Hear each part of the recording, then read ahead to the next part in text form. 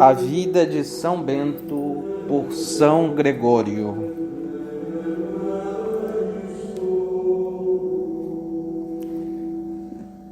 Vencida a tentação, o homem de Deus, como terra bem cultivada e expurgada de espinhos, produziu com maior abundância o fruto da seara das virtudes. E com a divulgação da fama de sua exímia vida monacal, ia-lhe o nome ficando célebre. Ora, havia a não grande distância um mosteiro cujo abade falecera. Toda a comunidade foi ter então com o venerável Bento e pediu-lhe com fervor que ficasse à sua frente. O santo recusou por muito tempo, predizendo que não poderia harmonizar os seus costumes com os daqueles irmãos. Mas afinal, vencido pelos rogos, cedeu. Já, porém, que vigiava naquele mosteiro pela observância da vida regular, e a ninguém permitia que por ações ilícitas se desviasse, como antes, do caminho monástico, os irmãos que ele aceitara encheram-se de fúria e puseram-se primeiro a acusar a si mesmos por terem impedido a Bento que os regesse. Sua vida tortuosa ia em oposição à reta norma do abade. Como viam que sob tal abade o ilícito já não lhes era permitido, e como lhes doía abandonar os antigos hábitos, achando eles dura a obrigação de meditar coisas novas na sua mente velha, alguns deles, já que aos maus é sempre pesada a vida dos bons, tramaram a morte do abade, e tomando a sugestão por conselho, deitaram-lhe veneno ao vinho. Quando apresentaram ao pai, sentado à mesa, o copo da bebida para ser abençoado segundo o costume da casa, Bento estendeu a mão e fez o sinal da cruz. A este gesto, o vaso que estava distante estalou e fez-se em pedaços, como se naquela taça de morte tivesse aplicado, em vez da bênção, uma pedrada. Compreendeu logo o homem de Deus que o copo contivera uma bebida mortal, pois não pudera suportar o sinal da vida. Levantou-se no mesmo instante e, com o rosto plácido, a mente tranquila, convocou os irmãos, aos quais assim falou: Deus tenha compaixão de vós, irmãos, porque me quisestes fazer isto? Não vos disse eu previamente que não se harmonizariam os vossos e os meus costumes? Ide e procurai para vós um pai consoante a vossa vida. Depois disto, já não me podereis reter. Voltou então ao recanto da dileta solidão e só sob os olhares do contemplador supremo pôs-se a viver consigo mesmo. Se o santo varão pretendesse ter por muito tempo, sob seu poder e coação, irmãos que conspiravam unanimemente contra ele e eram de vida tão diferente da sua, talvez excedesse o limite das próprias forças, perdesse a tranquilidade e assim baixasse da luz da contemplação aos olhos da mente. Cansando-se em lidar cada dia com a incorreção de outros, cuidaria menos de si próprio, e desta forma talvez viesse a perder-se a si, sem achar os outros. Pois, quando somos arrastados muito para fora de nós, pela agitação do pensamento, continuamos a ser nós mesmos, mas não estamos em nós mesmos, porque deixamos de olhar para dentro de nós e vagamos pelas outras coisas. Acaso diremos que vivia consigo aquele que partiu para longe, consumiu o quinhão recebido e se empregou na casa de um habitante do lugar, deu de comer a porcos que via fartarem-se de favas, enquanto ele mesmo tinha fome?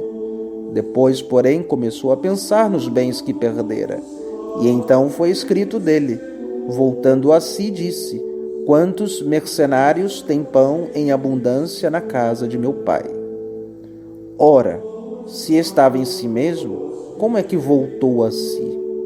Disse eu, pois, que esse venerável homem viveu só consigo, porque sempre prudente na guarda de si mesmo, vendo-se continuamente ante os olhos do Criador e examinando-se sem cessar, nunca deixou que lhe divagasse fora o olhar da mente. De dois modos somos levados para fora de nós. Ou caímos abaixo de nós mesmos pela queda do pensamento, ou somos transportados acima pela graça da contemplação.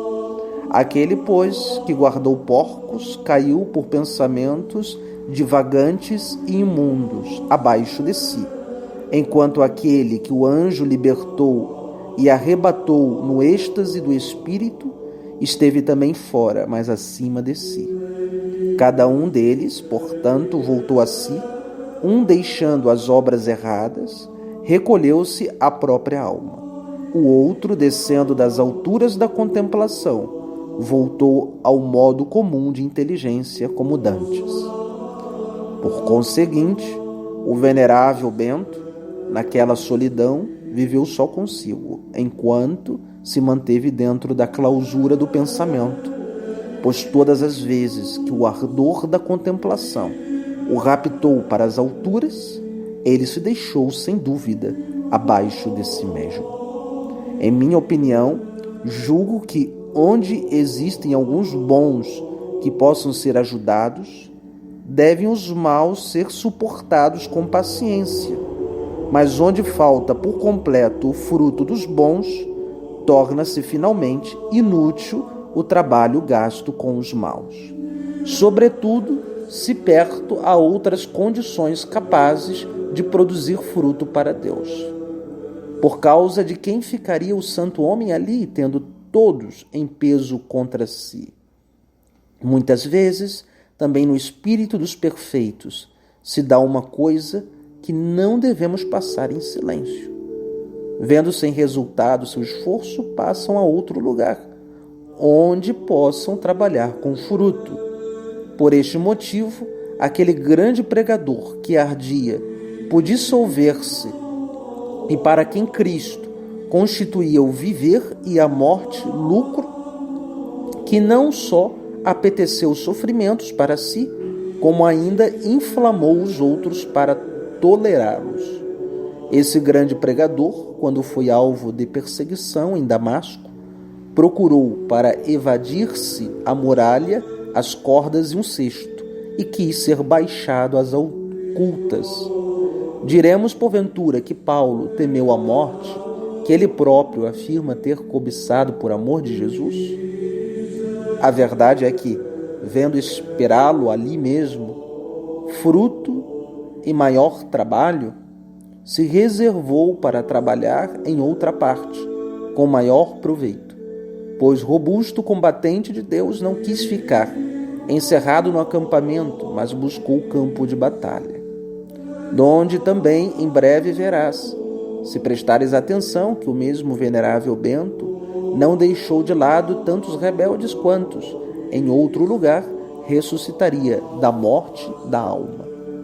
Como o santo homem, vivendo muito tempo naquela solidão, crescesse em virtude e milagres, foi reunindo muitos naquele lugar para o serviço de Deus Todo-Poderoso. Pôde, assim, construir, com a ajuda de Jesus Cristo, Senhor Onipotente, 12 mosteiros, em cada um dos quais colocou 12 monges, sob um abade instituído. Consigo, porém, conservou alguns poucos, que julgou conveniente se formassem mais tarde em sua presença. Por esse tempo, também começaram a fluir de Roma pessoas nobres e piedosas. que lhe davam os filhos a fim de que os criasse para Deus Todo-Poderoso.